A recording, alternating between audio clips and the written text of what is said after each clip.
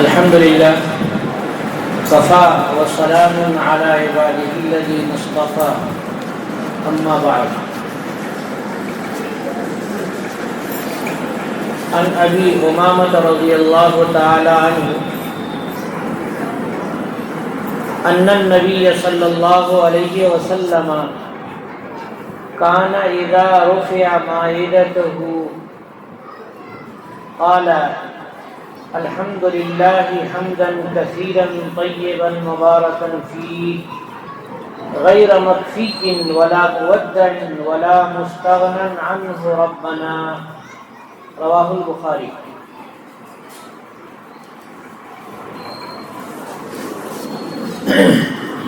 برادران اسلام، گرامی قدر بھائیوں،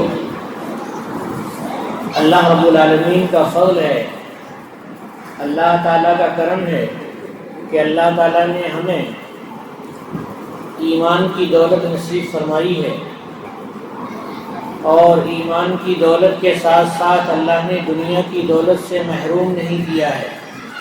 ہمارے لیے اللہ تعالیٰ نے کھانے پینے کا انتظام فرمایا، رہنے سہنے کا انتظام فرمایا، پہننے پوشاک کا لباس کا انتظام فرمایا، اور اچھی ہوائیں چلائیں. ہم بہت خوش ہیں الحمدللہ. ہم اللہ تعالیٰ کی نعمتوں کا شکریہ ادا کریں. مسجدیں اللہ تعالیٰ نے عطا فرمائی ہیں، ایسی شاندار مسجد کہ دیکھیے ٹائلس ہے، اس کے بعد قالین ہے، پھر اس کے اوپر سے یہ بچھا ہوا ہے. کتنی صفائی ستھرائی کے ساتھ، کتنی خوشنمائی کے ساتھ اللہ تعالیٰ نے ہمارا استقبال کیا ہے اپنے گھر میں. یہ اللہ تعالیٰ کی نعمت ہے. اللہ اپنی نعمت کے شکر گزاروں کو نوازتے ہیں، اور اپنی نعمت کا انکار کرنے والوں کو نوازتے نہیں ہیں، بلکہ اللہ انہیں سزا دیں گے. جو اللہ کی نعمت کا انکاری ہے اسے سزا دیں گے.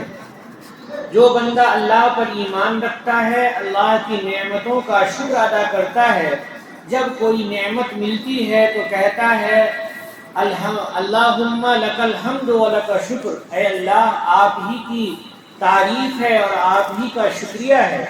آپ ہی کی ہم تعریف کرتے ہیں اور آپ کا ہم احسان مانتے ہیں. شکر کا ترجمہ احسان ماننا یہ حضرت شاہ عبد القادر صاحب رحمۃ اللہ علیہ نے کیا ہے. احسان ماننا، اور حمد کے معنی تعریف کرنا. اللہم لک الحمد و لک شکر. اے اللہ، تیری تعریف ہے کہ تو نے ایسی ایسی نعمتیں پھیلا دی ہیں.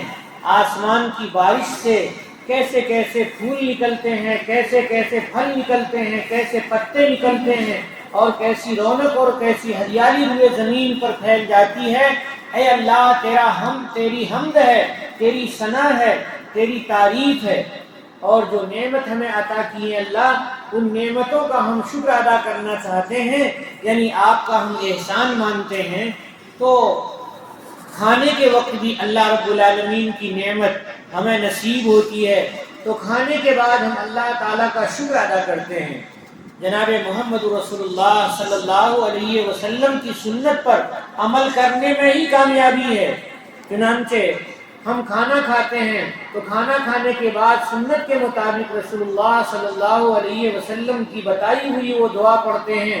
الحمدللہ الذی اطعمنا وسقانا وجعلنا مسلمین. اے اللہ، تمام تعریف اس اللہ کے لیے ہے جس اللہ نے ہمیں کھلایا، جس اللہ نے ہمیں پلایا، اور جس اللہ نے ہمیں مسلمان بنایا.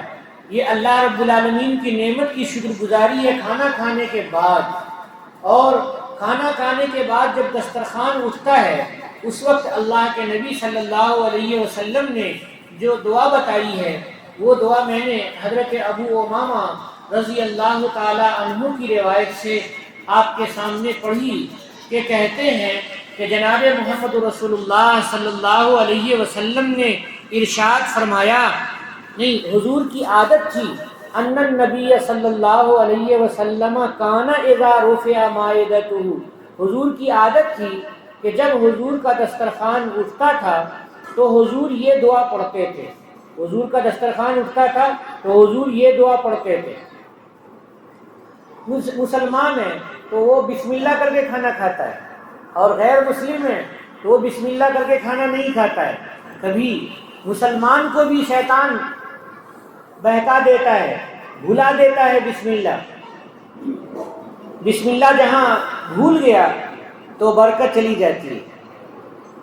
حضور کے دسترخوان پر ایک صاحب کھانا کھا رہے تھے اور وہ بسم اللہ بھول گئے. جب یہ ایکو نکال دو یہاں سے، یہ آواز خراب ہو رہی ہے. ایکو میں قرآن پڑھنا مکروہ ہے، اس میں کیا چو چو چو چو ہونا شروع ہو جاتا ہے، مشکل پیدا ہوتی ہے. کہ رسول اللہ صلی اللہ علیہ وسلم کے دسترخوان پر ایک صحابی ہیں، کھانا کھا رہے ہیں، شیطان نے بسم اللہ بھلا دیا ان کو. جب شیطان نے بسم اللہ بھلا دیا تو آخر میں انہیں یاد آیا جب ایک لقمہ باقی تھا، تو جیسے انہوں نے پڑھا بسم اللہ اولہ و آخرہ، تو شیطان نے جتنی برکت چوس لی تھی وہ ساری برکت واپس کر دی. اس کی تعبیر ہے کہ شیطان نے قے کر دی. قے کرنے کا مطلب جتنی برکت اس نے لے لی تھی اتنی برکت اس نے واپس چھوڑ دی. رسول اللہ صلی اللہ علیہ وسلم مسکرانے لگے. صحابہ کرام نے پوچھا، مسکرانے کی وجہ پوچھی، تو حضرت نے فرمایا کہ شیطان ان کے ساتھ کھانا کھا رہا تھا، اور جیسے انہوں نے ان کو یاد آیا اور بسم اللہ اولہ و آخرہ پڑھ لیا تو شیطان نے وہ ساری برکت چھوڑ دیا اور وہ بھاگ لیا. تو یہ ہے کہ حضور کی سنتوں میں برکت ہے. ایک مرتبہ رسول اللہ صلی اللہ علیہ وسلم کی خدمت میں ایک کافر آیا. خدمت میں کہنے کے بجائے کہ حضور کے پاس آیا، صراط مستقیم اللہ رب العالمین کو دکھانا تھی کہ وہ رسول اللہ صلی اللہ علیہ وسلم کے پاس آ کر کے ایمان قبول کرنا چاہ رہا تھا، لیکن ابھی ایمان قبول کیا نہیں تھا، ابھی صرف آیا تھا. جب آیا تو حضور نے ضیافت کی اور حضور نے کھانا کھلایا. تو بہت کھانا کھایا، اس نے کافی کھانا کھا لیا.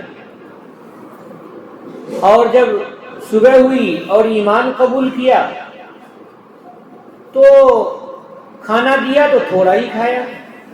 تو رسول اللہ صلی اللہ علیہ وسلم نے ارشاد فرمایا، الکافر یاکل فی سبعۃ امعاء، سبعۃ کے معنی 7، الکافر یاکل فی سبعۃ امعاء والمؤمن یاکل فی معن واحد. کافر 7 اتڑیوں میں کھانا کھاتا ہے اور مومن ایک آنت میں کھانا کھاتا ہے. کیوں؟ کہ کافر کے ساتھ شیطان لگا ہوا رہتا ہے اور اس کی بھوک کو بڑھاتا رہتا ہے، اس کی برکت کو کھینچتا اور چھینتا رہتا ہے وہاں. اب کافر کو تو بے برکت کھانا نصیب ہے، اب وہ کھا رہا ہے بہت کھاتا ہے. آج بھی ہمارے یہاں کافر بہت کھاتے ہیں اور دیر تک کھاتے رہتے ہیں. بلکہ بعض کفار کے یہاں، مشرکین کے یہاں کھانا کھانے کے وقت میں بات چیت کرنا ہرگز منع ہوتا ہے. جین مذہب والے تو بات ہی نہیں کرتے ہیں، میں نے جیسا کہ سنا ہے، بات ہی نہیں کرتے ہیں وہ کھانا کھانے کے وقت میں. کیوں؟ اس لیے کہ کھانا کھانا مقصد میں داخل ہے ان کے، وہ کھانا کھانے کے لیے ہی پیدا کیے گئے ہیں. اور مسلمان کھانا کھانے کے لیے نہیں پیدا کیا گیا ہے، مسلمان جنت کمانے کے لیے پیدا کیا گیا ہے. کافر کھانا کھانے کے لیے پیدا کیا گیا ہے. اللہ تعالیٰ نے صاف فرمایا ہے، انہم کالانعام، یہ جانور ہیں، پالتو چوپائے ہیں، بل ہم اضل، بلکہ ان سے زیادہ گمراہ ہیں. تو گمراہی میں بھی وہ چوپائے جیسے ہیں کہ دین کی باتوں کو سنتے نہیں اور دین کی باتوں کو سمجھتے نہیں، دین کی باتوں کو اپنے قلب میں وہ جگہ نہیں دیتے ہیں. تو وہ تو کافر ہیں کہ وہ دین کی باتوں کو قلب میں جگہ نہیں دیتے. کھانا بھی کھاتے ہیں تو جانور کی طرح کھانا کھاتے ہیں اور 7 اتڑیوں میں کھانا کھاتے ہیں. ایک مرتبہ رسول اللہ صلی اللہ علیہ وسلم کے پاس ایسی ہی دوسری روایت ہے کہ ایک کافر مہمان ہوا، ایک بکری دو کر کے دیا، اس نے پی لیا، دوسری بکری کا دودھ دو کے دیا، وہ بھی پی لیا، یہاں تک کہ 7 بکریوں کا دودھ پی لیا. اس کے بعد اللہ تعالیٰ نے جب ایمان کی توفیق دے دی اور اس نے پڑھ لیا کلمہ طیبہ لا الہ الا اللہ محمد رسول اللہ، تو اب اس کو کھانا کھانے کے لیے یعنی پینے کے لیے جب دودھ دیا گیا، ایک ہی بکری کا دودھ پینے کے بعد کہتا ہے بس. کیوں؟ اس نے بسم اللہ پڑھی. کیوں؟ اللہ کا شکر ادا کیا. تو اس کی وجہ سے برکت آئی اور وہ 6 بکریوں کا دودھ بچ گیا، 7 بکریوں کا دودھ پیا تھا. تو حضور علیہ الصلوۃ والسلام نے فرمایا الکافر یشرب فی 7 امعاء والمؤمن یشرب فی مع واحد، کہ کافر 7 اتڑیوں میں پیتا ہے اور مومن 1 اتڑی میں پیتا ہے. تو مومن کے ساتھ برکت ہوتی ہے. مومن اللہ رب العالمین کا شکر ادا کرنے والا ہوتا ہے. ہم اور آپ اگر شکر ادا نہیں کرتے ہیں اللہ کا تو ایمان میں کمی ہے. اگر ہم کھانے میں بسم اللہ نہیں کرتے ہیں تو ایمان میں کمی ہے. کھانے کے بعد اللہ کا شکر ادا نہیں کرتے ہیں تو ایمان میں کمی ہے. ہر نعمت کے بعد اللہ کا شکر ادا کرنا چاہیے. زبان سے شکر ادا کرنا یہ ایک طریقہ ہے شکریہ ادا کرنے کا، اور نعمت کو خیر پر استعمال کرنا یہ دوسرا طریقہ ہے کہ نعمت کو اچھے طریقے سے استعمال کرنا. کہتے ہیں صرف النعمت فی ارضاء المنعم، صرف النعمت فی ارضاء المنعم، نعمت کو نعمت دینے والے کے راضی کرنے کے لیے، خوش کرنے کے لیے استعمال کرنا، یہ شکر ہے. تو اللہ نے جو نعمت دی ہے اس نعمت کو نعمت کے طور پہ استعمال کر رہے ہیں، یہ بھی اللہ تعالیٰ کا عملی شکر ہے. مثلا اللہ تعالیٰ نے ہمیں پیسے دیے ہیں تو ہم لا کر کے بیوی پہ خرچ کرتے ہیں، صدقے کا ثواب ملتا ہے. بچے پہ خرچ کرتے ہیں، صدقے کا ثواب ملتا ہے. ماں باپ پہ خرچ کرتے ہیں، صدقے کا ثواب ملتا ہے. پاس پڑوس پہ خرچ کرتے ہیں، صدقے کا ثواب ملتا ہے. غریبوں پر خرچ کرتے ہیں، صدقے کا ثواب ملتا ہے. ایک ہوتا ہے صدقہ واجبہ، ایک ہوتا ہے صدقہ نافلہ. تو جو صدقہ واجبہ ہے وہ تو زکوٰۃ ہے. صدقہ واجبہ ہے، چرم قربانی کے جو کی قیمت آتی ہے، پیسے آتے ہیں، وہ صدقہ واجبہ ہے. صدقۃ الفطر ہے، یہ صدقہ واجبہ ہے. یہ اپنوں پہ نہیں کر سکتے، شوہر بیوی پہ نہیں کر سکتا، اور اپنے بچے پہ نہیں کر سکتا، اپنے رشتہ دار پر یعنی جو اگلی نسل ہے، بیٹے پوتے پڑ پوتے، بیٹی پوتیاں پڑ پوتیاں، نواسی وغیرہ وغیرہ نہیں کر سکتا ہے. اور اوپر باپ دادا پر دادا اور ماں نانی پر نانی دادی اوپر تک نہیں کر سکتا ہے، لیکن دائیں بائیں کر سکتا ہے. یعنی ایک بھائی پر اور بھتیجوں پر اور خالہ پر اور خالہ کے بچوں پر وغیرہ وغیرہ پر وہ خرچ کر سکتا ہے. ماموں پر ماموں کے بچوں پر وہ خرچ کر سکتا ہے. تو یہ خرچ کرنے کا طریقہ بھی اللہ نے دیا ہے، اور اس کے مطابق بندہ خرچ کر رہا ہے تو بندہ اللہ تعالیٰ کا عملی شکر ادا کر رہا ہے. تو مسلمانوں کو چاہیے کہ زبان سے بھی اللہ کا شکر ادا کرتے رہیں اور قلب سے بھی اللہ تعالیٰ کا شکر ادا کرتے رہیں. تو میں یہ کہہ رہا تھا کہ جو حضرت ابو امامہ رضی اللہ تعالیٰ عنہ کی روایت میں نے پڑھی کہ حضرت نبی کریم صلی اللہ علیہ وسلم کے پاس سے جب دسترخوان اٹھایا جاتا تو حضور دعا پڑھتے تھے. کیا پڑھتے تھے دعا؟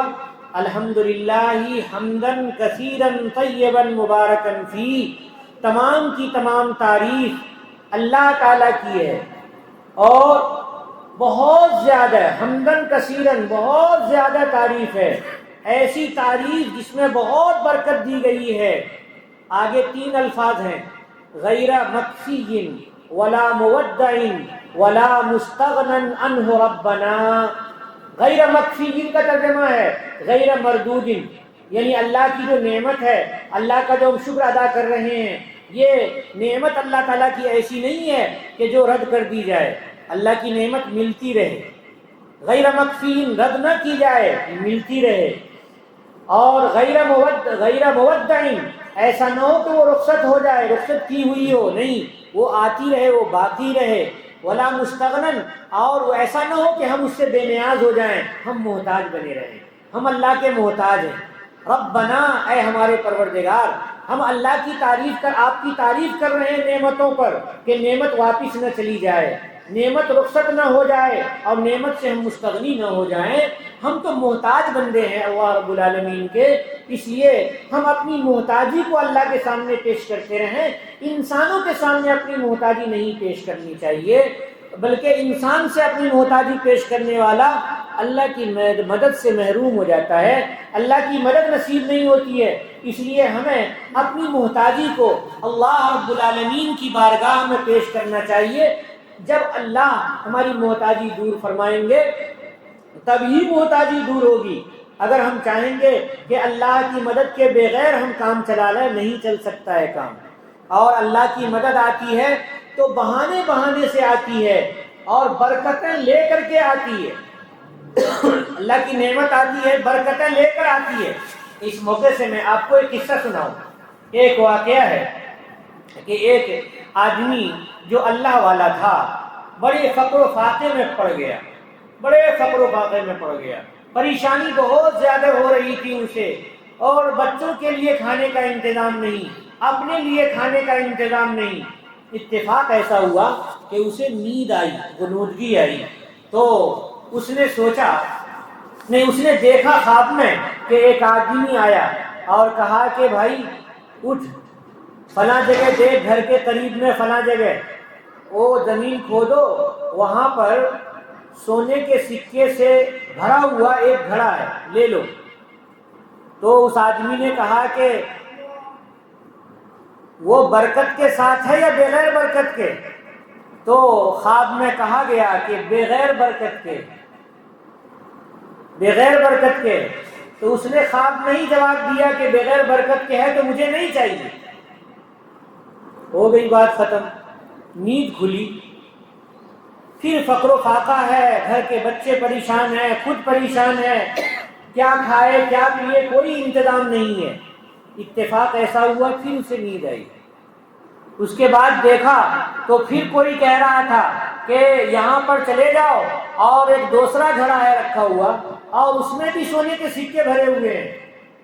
تو اس نے کہا کہ یہ بتاؤ برکت کے ساتھ ہے بغیر برکت کے؟ تو اس نے وہی جواب دیا کہ بغیر برکت کے۔ کہا بغیر برکت کے ہے تو نہیں چاہیے۔ اے اللہ، بغیر برکت کے ہے تو ہمیں نہیں چاہیے۔ فقر و فاقے کی وجہ سے یہی تو ہوگا کہ مر جائیں گے، مرنے کے بعد بھی تو آپ ہی کے پاس پہنچیں گے اے اللہ، اس لیے ہمیں بغیر برکت کے نہیں چاہیے۔ اتفاق ایسا ہوا کہ پھر اسے نیند آئی۔ اس کے بعد اس نے خواب میں دیکھا کہ ایک آدمی ہے اور وہ کہہ رہا ہے کہ دیکھو تم اپنے گھر سے نکلو، راستے پر ایک سکہ پڑا ہوا ہے اور وہ سکہ تمہیں دیا جا رہا ہے، لے لو۔ تو اس نے پوچھا کہ برکت کے ساتھ ہے یا بغیر برکت کے؟ تو کہا یہ برکت والا ہے۔ اب وہ نیند کھلی اس کی اور اٹھ کر کے گیا تو سکہ پڑا ہوا تھا، اس نے لیا۔ اب وہ سوچا کہ گھر جا رہا ہوں تو راستے میں بازار ہے، بچوں کے لیے اس سکے سے کچھ خرید لیتا ہوں۔ اس نے مچھلی خرید لی اور مچھلی خرید کر کے لے گیا اور بیوی کو کہا مچھلی بناؤ۔ جیسے بیوی نے مچھلی کاٹا تو دیکھا کہ مچھلی کے اندر ہیرا ہے، مچھلی کے اندر ہیرا ہے۔ اب وہ ہیرا جواہر دیکھ کر کے کودنے لگی اور اس نے شوہر کو کہا کہ دیکھو یہ کیا ہے چمکتا ہوا۔ تو شوہر نے کہا کہ معلوم کرتے ہیں جا کر کے کہ کتنے کا ہے یہ۔ تو ہیرا لے کر کے جوہری کے پاس گیا اور معلوم کیا، پوچھا کہ یہ کتنے کا ہیرا ہے؟ جوہری نے کہا کہ یہ تو کئی کروڑ کا ہے، یہ تو کئی کروڑ کا ہے۔ اب اس کی قسمت بدل گئی۔ دیکھیے، اس نے برکت کے ساتھ مانگا تھا، اللہ تعالیٰ سے دعا کی تھی اور برکت کے ساتھ لیا تو اللہ تعالیٰ نے ایک سکے میں مچھلی بھی دے دی کہ گھر کے بچوں نے کھا بھی لیا، اور مچھلی کے ساتھ ساتھ ہیرا بھی دے دیا کہ اس سے بہت بڑی دولت ہو گئی اس کے پاس، بہت بڑی دولت ہو گئی اس کے پاس۔ اللہ رب العالمین اگر کسی کو دینا چاہتے ہیں تو بہانے بہانے سے دیتے ہیں۔ کل میسر لما خلق، ہر آدمی جس چیز کے لیے پیدا کیا گیا ہے وہ کام اس کے لیے آسان کر دیا گیا ہے۔ اب وہ کام آسان ہے، حرام کمانے والے کے لیے حرام آسان ہے، حلال کمانے والے کے لیے حلال آسان ہے۔ ہم مسلمان ہیں، ہمیں حرام کی طرف متوجہ نہیں ہونا چاہیے، ہمیں حلال کی طرف رہنا چاہیے، خیر کی طرف رہنا چاہیے۔ حلال میں برکت ہوتی ہے، حرام میں برکت نہیں ہوتی ہے۔ حرام کمائی کمانے والوں کو آپ جا کر کے دیکھو کہ وہ کہاں کہاں خرچ کر رہے ہیں، کہاں کہاں خرچ کر رہے ہیں۔ کیا زنا بھی وہی کر رہے ہیں، وہ رشوت اور سود کا کاروبار وہی کر رہے ہیں، اور گندگیوں میں خرچ کر رہے ہیں، جہاں جن پر خرچ کرنا چاہیے خرچ کرنے کی توفیق نصیب نہیں ہوتی، مسجدوں سے ان کو اللہ تعالیٰ نے دور کر دیا ہے، روزہ سے ان کو دور کر دیا ہے، تلاوت سے ان کو دور کر دیا ہے۔ اللہ رب العالمین سے ہمیں خیر مانگنا چاہیے، برکت مانگنی چاہیے، اللہ تعالیٰ ہمیں برکت عطا فرمائے، اور ساری سنت کے مطابق جو دعائیں وارد ہوئی ہیں حدیث شریف میں، ان دعاؤں کو پڑھنے کی توفیق بخشیں۔ کھانے سے پہلے کی دعا، کھانے کے بعد کی دعا، اٹھنے کے بعد کی دعا، سونے سے پہلے کی دعا وغیرہ وغیرہ جو دعائیں ہیں وہ پڑھنے کی توفیق ہمیں اللہ بخشیں، اور ہمیں ہر کام کے کرنے سے پہلے بسم اللہ کا خیال رکھنا چاہیے۔ ہر کام کے کرنے کے لیے، نیک کام خیر کام کے کرنے کے لیے ہمیں داہنی طرف کا خیال کرنا چاہیے۔ مسجد میں داخل ہوں تو دائیں پاؤں سے، اور نکلیں تو بائیں پاؤں سے، کھانا کھائیں تو دائیں ہاتھ سے، اور آپ دست کریں تو بائیں ہاتھ سے، تو ہر گندی چیز کو بائیں ہاتھ سے کریں، اور ہر برکت والی چیز کو دائیں ہاتھ سے کریں، کہ دائیں ہاتھ کو اللہ کے نبی صلی اللہ علیہ وسلم نے یمین کہا ہے، اللہ نے قرآن میں اس کو یمین کہا ہے، یمین کے معنی برکت والا، تو داہنا ہاتھ برکت والا ہوتا ہے۔ تو آج کے بیان کا خلاصہ یہ ہوا کہ ہمیں اللہ تعالیٰ نے نعمتیں عطا فرمائی ہیں، نعمتوں کا شکر ادا کرنا چاہیے، اور سنت کے مطابق دعاؤں کا اہتمام کرنا چاہیے۔ وآخر دعوانا الحمد للہ رب العالمین۔